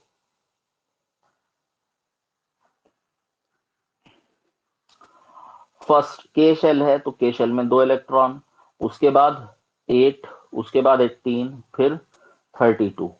तो ये के शेल का हो गया, ये एल का हो गया, ये एम का हो गया, ये एन का हो गया। इस तरह से ये जो मैक्सिमम नंबर ऑफ इलेक्ट्रॉन्स हैं उनके बेसिस पे अलग अलग जो पीरियड्स हैं उनमें नंबर ऑफ एलिमेंट्स को हमने डिसाइड किया है कि कितने एलिमेंट्स जो है यहाँ पे होंगे।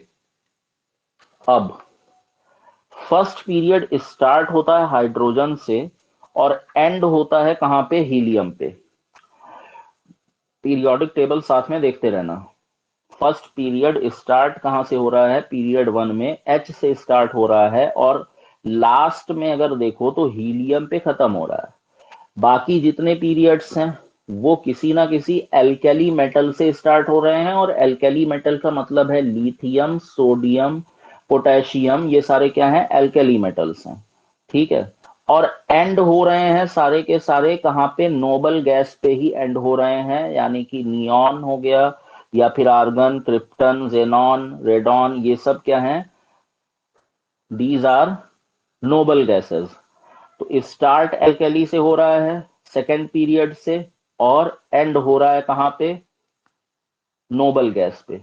तो फर्स्ट पीरियड में स्टार्टिंग हाइड्रोजन से एंडिंग हीलियम पे, उसके बाद from second period, second, third, आगे जितने भी पीरियड है सब में स्टार्टिंग एल्केली से है और एंडिंग कहां पे है, नोबल गैस पे।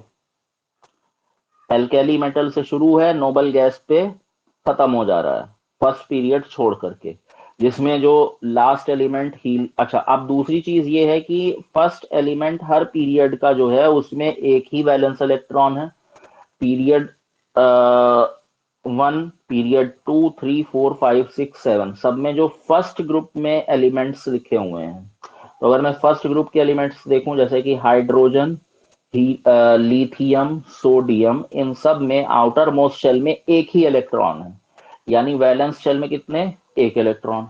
और जबकि अगर मैं लास्ट वाले एलिमेंट की बात करूं तो क्योंकि वो नोबल गैस है, तो उसमें अगर हम हीलियम को छोड़ दें तो बाकी सब में आउटर मोस्ट शेल में कितने इलेक्ट्रॉन है, 8, क्योंकि हीलियम में तो 2 होते हैं। तो हीलियम छोड़ करके बाकी सारे जितने भी नोबल गैसेस हैं उन सब में आउटर मोस्ट शेल में 8 इलेक्ट्रॉन है। तो हम ये कंक्लूड कर सकते हैं कि जो नंबर ऑफ वैलेंस इलेक्ट्रॉन्स हैं एटम्स ऑफ एलिमेंट्स के, वो डिसाइड करते हैं कि कौन सा जो एलिमेंट है वो फर्स्ट एलिमेंट होगा पीरियड में और कौन सा एलिमेंट लास्ट एलिमेंट होगा। तो एल्केली मेटल जिसका वैलेंस इलेक्ट्रॉन, जिसमें नंबर ऑफ वैलेंस इलेक्ट्रॉन 1 होगा, तो वो हमेशा फर्स्ट एलिमेंट हर पीरियड का होगा। नोबल गैस में क्योंकि यूजुअली 8 इलेक्ट्रॉन्स होते हैं वैलेंस इलेक्ट्रॉन्स, तो नोबल गैस हमेशा उस पीरियड का लास्ट एलिमेंट होगा। मतलब किसी पीरियड का पहला और लास्ट एलिमेंट कैसे पता करेंगे, तो पहला एलिमेंट वो होगा जिसके आउटर मोस्ट शेल में एक इलेक्ट्रॉन हो, मतलब कि वो दरअसल एल्कली मेटल होगा। और लास्ट कौन सा होगा, जो नोबल गैस होगी। क्यों, क्योंकि नोबल गैस में यूजुअली कितने इलेक्ट्रॉन होते हैं आउटर मोस्ट शेल में, 8 होते हैं हीलियम को छोड़ करके। तो सारे एलिमेंट्स किसी गिवन पीरियड के उनके अलग अलग नंबर ऑफ वैलेंस इलेक्ट्रॉन्स होंगे एटम में, यानी कि उनका इलेक्ट्रॉनिक कॉन्फ़िगरेशन अलग अलग होगा।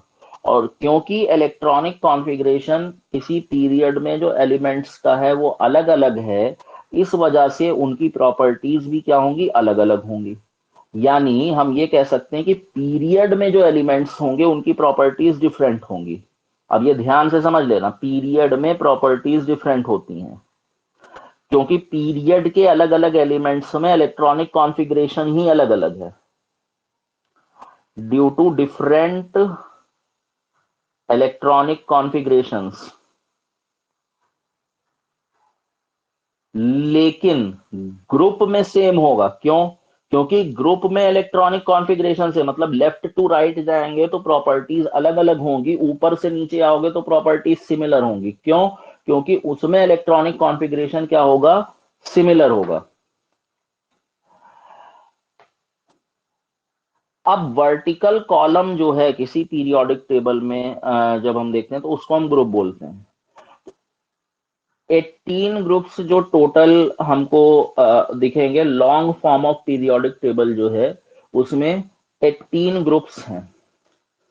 और ये जो 18 ग्रुप्स हैं इनकी जो नंबरिंग है वो 1 से लेकर के 18 तक है, तो टोटल 18 ग्रुप्स हो गए 1 से लेकर के 18 तक। ग्रुप 1 जो है वो लेफ्ट मोस्ट साइड पर होगा पीरियोडिक टेबल में, और ग्रुप 18 जो है वो एक्सट्रीम राइट साइड पर होगा पीरियोडिक टेबल में। ग्रुप के जो एलिमेंट्स हैं उनका जो एटॉमिक नंबर है वो कॉन्जिक्यूटिव नहीं होता है, कॉन्जिक्यूटिव एटॉमिक नंबर नहीं होगा ग्रुप के एलिमेंट्स का, जबकि पीरियड में होगा। अगर हम पीरियड की बात करें तो अगर मान लो मैं थर्ड पीरियड की बात करूं तो थर्ड पीरियड में तुम अगर देखो तो तुमको सबसे पहले दिखेगा 11Na, फिर दिखेगा 12Mg, फिर दिखेगा 13Al। तो ये कॉन्जिक्यूटिव एटॉमिक नंबर से मतलब एक एक एटॉमिक नंबर बढ़ता जा रहा है पीरियड में। लेकिन ग्रुप में ऐसा नहीं होगा, ग्रुप में ऊपर से नीचे जब हम आएंगे तो एटॉमिक नंबर इंक्रीज नहीं होगा कॉन्जिक्यूटिवली। जैसे अगर हम ग्रुप 1 की बात करें तो ग्रुप 1 में 1 हाइड्रोजन, फिर उसके बाद जो है वो लिथियम के केस में 3 लिथियम है, फिर उसके बाद 11 सोडियम है, फिर उसके बाद 19 पोटेशियम है। तो अब ये कॉन्जिक्यूटिव इंक्रीज नहीं है जैसा कि पीरियड में हमको दिख रहा था। तो ग्रुप में ये कॉन्जिक्यूटिव इंक्रीज नहीं होगा एलिमेंट का जो एटॉमिक नंबर है उसका। अब जो ग्रुप्स 1 और 2 हैं और 13 to 17 है, इनमें नॉर्मल एलिमेंट्स होते हैं। ग्रुप 1, ग्रुप 2, इसके अलावा 13, 14, 15, 16, 17, ये ग्रुप्स जो हैं इनमें नॉर्मल एलिमेंट्स होते हैं। नॉर्मल एलिमेंट्स का मतलब ये है कि ये टिपिकल एलिमेंट्स हैं या इनको हम रिप्रेजेंटेटिव एलिमेंट्स भी कहते हैं। क्योंकि जो नॉर्मल एलिमेंट्स होते हैं उसमें जो इनर शेल होती है वो कंप्लीटली फिल्ड होती है इलेक्ट्रॉन से, आउटर मोस्ट शेल इनकम्प्लीट होती है। बस सारे के सारे एलिमेंट्स एक पर्टिकुलर ग्रुप के जो नॉर्मल एलिमेंट्स में हैं उनमें same number of valence electron दिखेगा एटम्स में। यानी कि सारे एलिमेंट्स किसी ग्रुप के जो होंगे उनका इलेक्ट्रॉनिक कॉन्फ़िगरेशन क्या होगा, सिमिलर होगा। क्योंकि उसी बेसिस पे ग्रुप बनाया ही गया है। ग्रुप का मतलब है इलेक्ट्रॉनिक कॉन्फ़िगरेशन सेम है। सेम तो ठीक वर्ड नहीं है, सिमिलर है। इलेक्ट्रॉनिक कॉन्फ़िगरेशन जो होगा वो सिमिलर होगा, यानी कि प्रॉपर्टीज सिमिलर होंगी। जैसे अगर हम ग्रुप 1 को देखें तो उसमें एल्केली मेटल्स हमको दिखेंगे। एल्केली मेटल्स मतलब लिथियम हो गया, सोडियम हो गया, पोटेशियम हो गया। इन सब में एक ही वैलेंस इलेक्ट्रॉन होगा आउटर मोस्ट शेल में, और इस वजह से इनकी प्रॉपर्टीज सिमिलर होंगी। सिमिलरली ग्रुप 17 की अगर हम बात करें तो ग्रुप 17 में हैलोजन्स आते हैं। हैलोजन्स का मतलब हो गया फ्लोरीन, क्लोरीन, ब्रोमीन, आयोडीन। और इन सब में भी जो वैलेंस इलेक्ट्रॉन के नंबर हैं वो अगर हम चेक करें तो सब में 7 वैलेंस इलेक्ट्रॉन होते हैं सारे के सारे में। यानी कि सबका जो इलेक्ट्रॉनिक कॉन्फ़िगरेशन है उसमें लास्ट में 7 ही आएगा, 7 आएगा। यानी इनकी प्रॉपर्टीज भी एक जैसी होंगी। ग्रुप 18 वाले जो एलिमेंट्स हैं उनको हम नोबल गैसेस कहते हैं। क्यों नोबल गैसेस कहते हैं? क्योंकि उनके आउटर मोस्ट शेल में 8 इलेक्ट्रॉन्स हैं, सभी में 8 वैलेंस इलेक्ट्रॉन्स होंगे, तो हम कहेंगे कि ये नोबल गैसेस हैं। एक्सेप्ट हीलियम, क्योंकि हीलियम में 2 ही इलेक्ट्रॉन होते हैं, लेकिन वो है नोबल गैस। ठीक है, तो वैलेंस शेल के बारे में हमको ये ध्यान रखना है कि 8 इलेक्ट्रॉन होंगे तो सारे में नोबल गैसेस में, लेकिन हीलियम को छोड़ करके। क्योंकि हीलियम जो है उसमें 2 ही वैलेंस इलेक्ट्रॉन्स होते हैं, सिर्फ एक ही शेल होती है, के शेल। ग्रुप 3 से लेकर के ग्रुप 12 के जितने भी एलिमेंट हैं, यानी कि ग्रुप 3,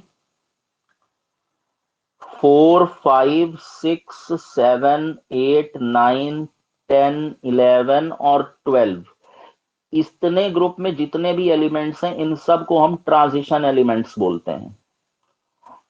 ट्रांजिशन एलिमेंट्स, क्योंकि इन एलिमेंट्स में जो आउटर मोस्ट शेल है और वो शेल जो आउटर मोस्ट शेल के पहले वाली शेल है, दोनों ही इनकम्प्लीट होती हैं इलेक्ट्रॉन फिल करने में। ठीक है, तो वो अभी हमको यहाँ पे नहीं देखना है कि जो ग्रुप 3 और ग्रुप 12 के एलिमेंट्स हैं उनको ट्रांजिशन एलिमेंट क्यों कहते हैं। बस इतना समझ लो कि उसमें आउटर मोस्ट शेल तो इनकम्प्लीट होती ही होती है, साथ में उसके पहले वाली शेल भी इनकम्प्लीट होती है। जैसे कि अगर हम बात करें क्लोरीन की या किसी सॉरी क्लोरीन कह रहा हूं,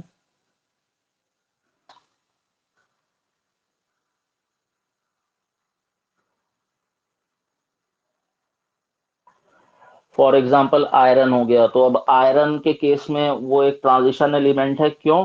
क्योंकि जब हम इसका इलेक्ट्रॉनिक कॉन्फ़िगरेशन लिखेंगे तो इलेक्ट्रॉनिक कॉन्फ़िगरेशन ये नहीं आएगा 2, 8, 8, उसके बाद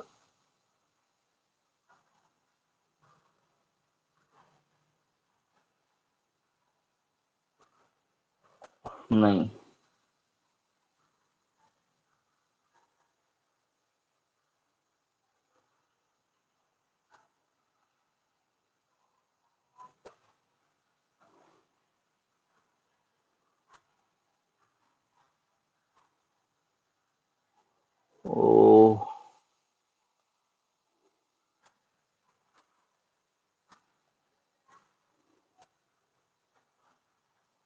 सॉरी, इस टाइम मुझको नहीं आइडिया लग रहा है कि क्या होगा इलेक्ट्रॉनिक कॉन्फ़िगरेशन, लेकिन फिलहाल इतना समझ लो कि जो आउटर मोस्ट शेल होगी उसके पहले भी जो है वो अनफिल्ड शेल्स होंगी या हाफ फिल्ड शेल होगी, मतलब पूरी तरह से उसके पहले की सारी शेल्स भरी हुई नहीं होंगी। तो ये हो गई एक चीज। एटॉमिक नंबर 57 से लेकर के और 71 तक के जितने एलिमेंट्स हैं, अगर तुमको याद हो तो ये अलग से नीचे लिखे हुए थे, और इनको हम बोलते हैं लैंथेनाइड सीरीज। लैंथेनाइड सीरीज के ये एलिमेंट्स हैं, क्योंकि पहला जो एलिमेंट है लैंथेनाइड सीरीज का उसको हम पढ़ेंगे लैंथेनियम, और लैंथेनियम की वजह से लैंथेनाइड सीरीज। और 89 एटॉमिक नंबर से लेकर के और 103 तक, ये तो हो गया। अब 89 से 103 तक ये क्या है, ये एक्टिनाइड सीरीज है। क्यों? क्योंकि इसका जो पहला एलिमेंट है वो है एक्टिनियम, तो इसको हम एक्टिनाइड सीरीज बोलते हैं। तो ये जो दो सीरीज हैं, एक लैंथेनाइड और एक एक्टेनाइड, इनकी प्रॉपर्टीज एक जैसी होती हैं, इसलिए इनको दो रोज में bottom of the periodic table में अलग रख दिया गया है, ताकि पीरियोडिक टेबल जो है वो उसके जो एलिमेंट्स हैं उसको सिंगल पेज पे फिट किया जा सके। मॉडर्न पीरियोडिक टेबल में जो एलिमेंट्स हैं उनको रफली डिवाइड किया गया है मेटल्स एंड नॉन मेटल्स में। तो मॉडर्न जो क्लासिफिकेशन है वो दरअसल मेटल्स और नॉन मेटल्स के बेसिस पे है। जो left side of periodic table में एलिमेंट्स हैं उनको कहा गया है मेटल, जबकि जो राइट साइड पर हैं वो है नॉन मेटल्स। पीरियोडिक टेबल में मेटल्स को जब हमने नॉन मेटल से सेपरेट किया है तो कुछ एलिमेंट्स हमने यूज किए हैं सेपरेट करने के लिए, उनको हम मेटेलॉइड बोलते हैं, जो कि डायगोनली पीरियोडिक टेबल में रखे हुए हैं। तो अगर तुम ग्रुप 13 से लेकर के और ग्रुप 16 तक देखो, तो ग्रुप 13 में बोरॉन, फिर 14 में सिलिकॉन, फिर 15 में आर्सेनिक, इसी तरह से ये क्या है, ये मतलब पूरा एक डायगोनल बना हुआ है, और इस डायगोनल में जितने भी एलिमेंट्स हैं ये सारे के सारे क्या हैं, मेटेलॉइड्स हैं। और इन्हीं से हमने मेटल्स और नॉन मेटल को सेपरेट किया है। इस मेटेलॉइड्स में boron, silicon, germanium, arsenic, antimony, tellurium और पोलोनियम है। प्रॉपर्टीज मेटेलॉइड्स की जो होती हैं वो इंटरमीडिएट होती हैं between metals and non metals, मतलब इसमें कुछ मेटल की प्रॉपर्टी है, कुछ नॉन मेटल की प्रॉपर्टी है। और मेटल्स जो हैं वो लेफ्ट साइड ऑफ मेटेलॉइड पर होंगे और non metals right side of metalloid पर होंगे। तो मेटेलॉइड के लेफ्ट में जितने भी हैं वो सारे के सारे मेटल्स हैं, राइट में जितने हैं वो सारे के सारे नॉन मेटल्स हैं। और मेटेलॉइड जो तुमको पीरियोडिक टेबल में ग्रीन कलर से तुम्हारी बुक में दिखाया गया है, लाइट ग्रीन कलर से, कि कौन से हैं मेटेलॉइड्स। नोबल गैसेस वो नॉन मेटल्स हैं और इनको एक्सट्रीम राइट साइड पे रखा गया है पीरियोडिक टेबल में। तुम्हारी बुक में सिलिकॉन एलिमेंट जो है वो दिखाया गया है, जो कि एक सेमीकंडक्टर है। इसके अलावा सिलिकॉन का यूज कहाँ कहाँ करते हैं, तो एक तो तुम्हारा जो मेमोरी कार्ड हो गया, चिप्स बनाने में सिलिकॉन चिप जो है उससे बहुत सारे ट्रांजिस्टर्स को हम एक छोटे से स्पेस में रख सकते हैं। इसके अलावा सिलिकॉन चिप्स जो है उसी की वजह से आज हमारे पास इतने इलेक्ट्रॉनिक सर्किट्स हैं, जिससे कि हम कंप्यूटर्स और लैपटॉप्स ये सारी चीजें यूज कर पाते हैं। ग्रुप 1 के जितने भी एलिमेंट्स तुमको दिखेंगे, चाहे हाइड्रोजन हो, लिथियम हो, सोडियम हो, पोटेशियम हो, ये सारे के सारे एल्केलाइन सॉल्यूशंस हैं, यानी कि ये बेसिक सॉल्यूशन है। रेड लिटमस को ये ब्लू में कन्वर्ट कर देंगे।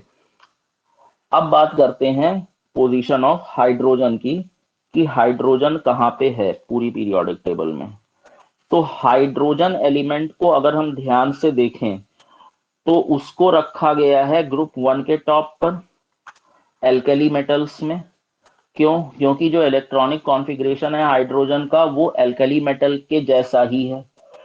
हाइड्रोजन और एल्कली मेटल दोनों में एक वैलेंस इलेक्ट्रॉन होता है, और क्योंकि हाइड्रोजन एटम बहुत छोटा होता है साइज में, तो बहुत सारी जो प्रॉपर्टीज हैं हाइड्रोजन की वो एल्कली मेटल से थोड़ा अलग होती हैं। तो जब हम डिस्कस करते हैं एल्कली मेटल्स ऑफ ग्रुप 1 तो उसमें हाइड्रोजन को कभी इंक्लूड नहीं करते हैं। रखा तो हुआ है ग्रुप 1 में, लेकिन जब हम स्टडी करेंगे एलिमेंट्स की तो ग्रुप 1 का जो हाइड्रोजन है उसको हटा करके हमेशा एल्केली की स्टडी की जाती है। कुछ पीरियोडिक टेबल्स ऐसी हैं जिसमें हाइड्रोजन को किसी ग्रुप में प्लेस किया ही नहीं गया है। हाइड्रोजन को ट्रीट किया गया है as a very special element और उसको प्लेस किया गया है अकेले पीरियोडिक टेबल के हेड पर कहीं पर। अभी क्योंकि तुमको नॉर्मल एलिमेंट्स जो पढ़ने हैं वो 8 ग्रुप्स के ही पढ़ने हैं डिटेल में, 1 से लेकर के 8 तक, आगे के पढ़ने नहीं है। तो ये जो 8 ग्रुप्स हैं इनमें ग्रुप 1 और ग्रुप 2, इसके अलावा ग्रुप 13 से लेकर के ग्रुप 18 तक, ये तुमको 8 ग्रुप्स पढ़ने हैं। तो ये तुम्हारा सिलेबस है कि तुमको पढ़ना है ग्रुप 1 जिसमें हाइड्रोजन लिथियम सोडियम पोटेशियम आता है, ग्रुप 2 जिसमें बेरिलियम मैग्नीशियम कैल्शियम आएगा, फिर 13 जिसमें बोरॉन एल्यूमिनियम है, फिर 14 में कार्बन सिलिकॉन है, फिर 15 में नाइट्रोजन फास्फोरस है, 16 में ऑक्सीजन सल्फर है, 17 में फ्लोरीन क्लोरीन है, और 18 में जो हीलियम नियॉन और आर्गन है। और इसमें अरेंजमेंट दिखाया गया है फर्स्ट 20 एलिमेंट्स का on the basis of electronic configuration. पहले जो 20 एलिमेंट्स हैं उनका इलेक्ट्रॉनिक कॉन्फ़िगरेशन के बेसिस पे कहाँ कहाँ पे वो हैं वो तुमको दिखाया गया है। तो ये जो पीरियोडिक टेबल का पार्ट है ये तुमको आसानी से याद रखना है, और दूसरा अगर लिखने के लिए आएगा तो इतना ही लिखने के लिए आएगा पीरियोडिक टेबल, इसलिए ये याद भी होना चाहिए। ज्यादातर जो क्वेश्चंस पूछे जाते हैं एग्जाम में वो तुम्हारे पीरियोडिक टेबल के इसी पार्ट से पूछे जाएंगे। तो तुमको ये ध्यान में रखनी है पूरी पीरियोडिक टेबल 1 से लेकर के और 20 तक, मतलब हाइड्रोजन से कैल्शियम तक।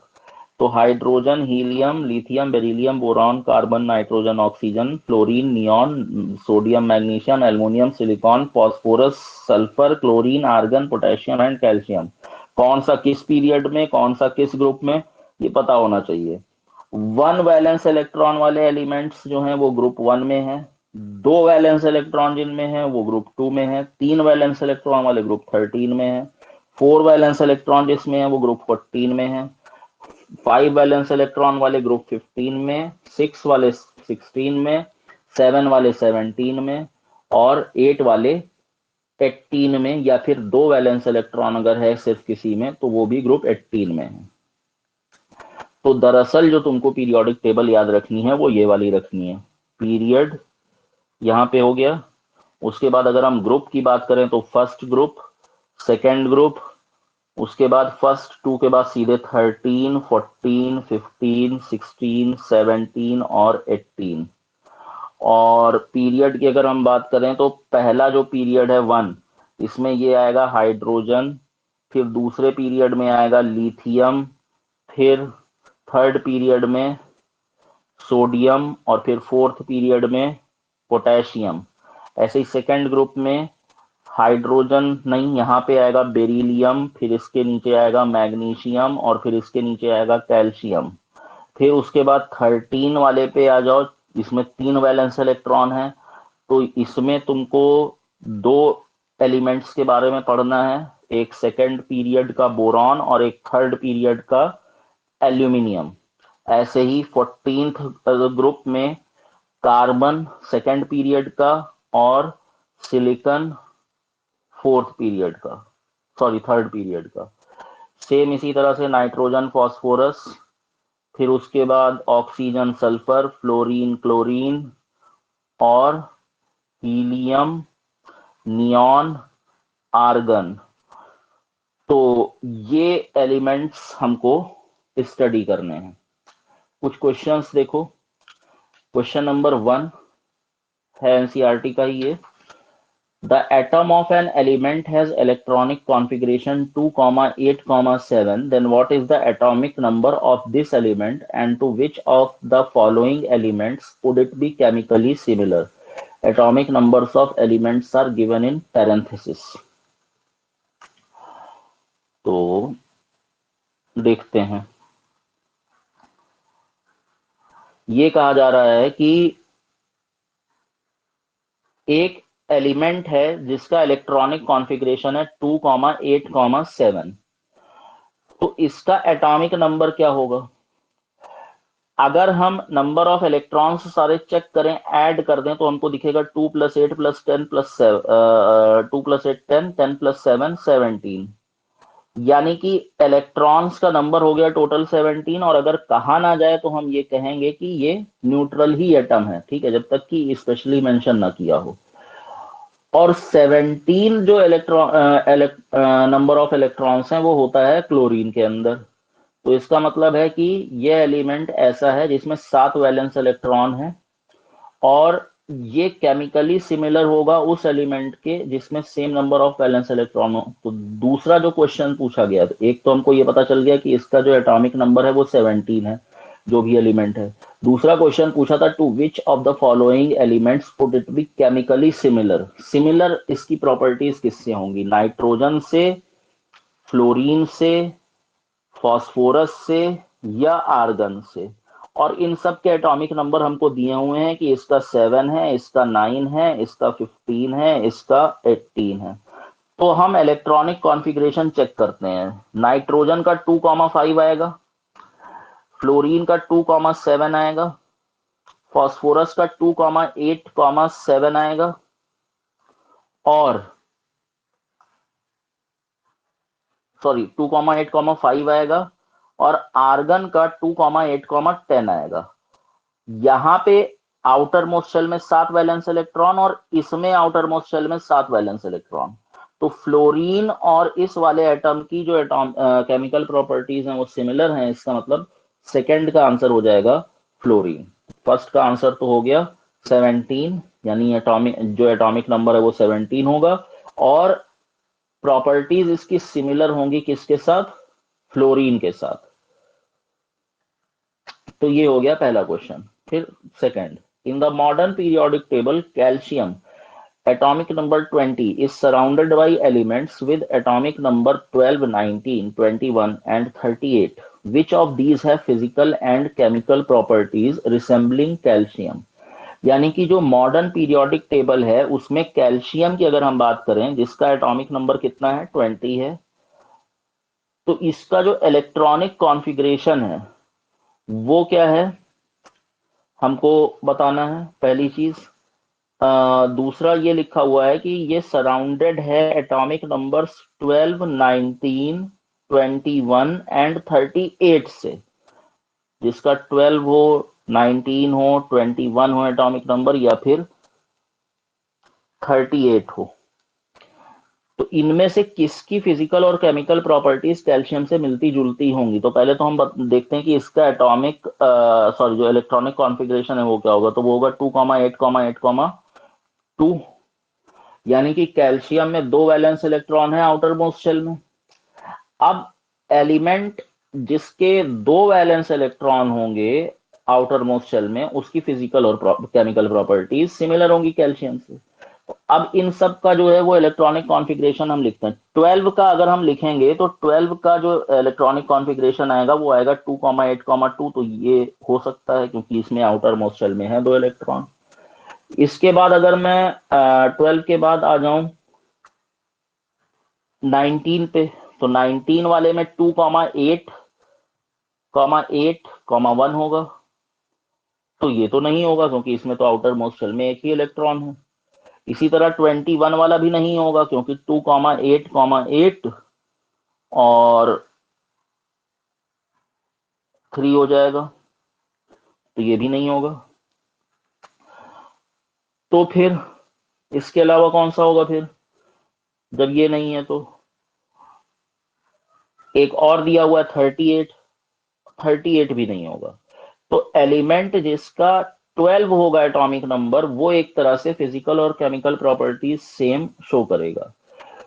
तो यहाँ तुम्हारी बुक में एक चीज और लिखी हुई है, note that element having atomic number 12 is actually magnesium, यानी कि भाई ये तो तुमको पता ही है 12 एटॉमिक नंबर होता है मैग्नीशियम का। दूसरा पॉइंट यहाँ पे ये नोट करने का है कि तुमको इलेक्ट्रॉनिक कॉन्फ़िगरेशन जो है वो बस 20 तक का ही याद करना है, आगे के याद करने की जरूरत भी नहीं है, और ना उसके आगे जाना जरूरी है फिलहाल क्लास 10th में। लेकिन फिर भी मैं सजेस्ट करूंगा कि एट लीस्ट 35 तक के या 40 तक के जो एटॉमिक सॉरी इलेक्ट्रॉनिक कॉन्फ़िगरेशंस हैं वो लर्न कर लो। ठीक, अभी कई सारी चीजें जो है वो मैंने बता दी हैं, कुछ चीजें छूट गई हैं। एक तो देखो, ये मैं तुमको दे रहा हूँ होमवर्क, मैं भी इसको देखता हूँ, मुझको पता नहीं था तो आ नहीं रहा था, तो ये मैं तुमको होमवर्क भी दे रहा हूँ, और दूसरा फिर मैं नेक्स्ट क्लास में बताऊंगा भी पढ़ करके कि ये क्या है इसका आंसर। कि आयरन का इलेक्ट्रॉनिक कॉन्फ़िगरेशन क्या है, 26। इसका इलेक्ट्रॉनिक कॉन्फ़िगरेशन, एक काम तो ये करो, इसको पता करो कि क्या होगा। और दूसरा, जो बोरबरी स्कीम है पूरी कि कैसे इलेक्ट्रॉनिक कॉन्फ़िगरेशन हम लिखते हैं, उसको स्टडी करो कि इलेक्ट्रॉनिक कॉन्फ़िगरेशन किसी एलिमेंट का कैसे लिखा जाता है। जैसे अभी मैं लिख रहा था तो आयरन का प्रॉब्लम हो रही थी लिखने में, और इसके अलावा एक जगह पे मैं और नहीं बता पाया तुम लोगों को, और वो ये था कि किस ऑर्बिट में कितने मैक्सिमम इलेक्ट्रॉन्स होंगे। तो वो भी तुम चेक करो कि मैक्सिमम नंबर ऑफ इलेक्ट्रॉन्स वाला फॉर्मूला दरअसल क्या है।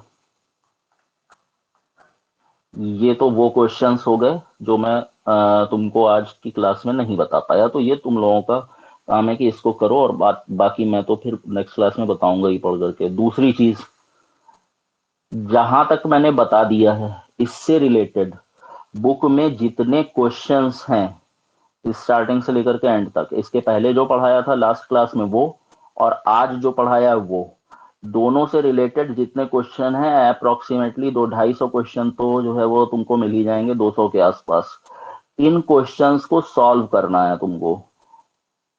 तो ये एक और होमवर्क है, इतना काम जो है वो एटलीस्ट करो, और रिवाइज करो मल्टीपल टाइम्स, ताकि ध्यान में रहे कि ये भूल सकता है, इस वजह से इसको कई। चलो, फिलहाल ना सफिशियंट है।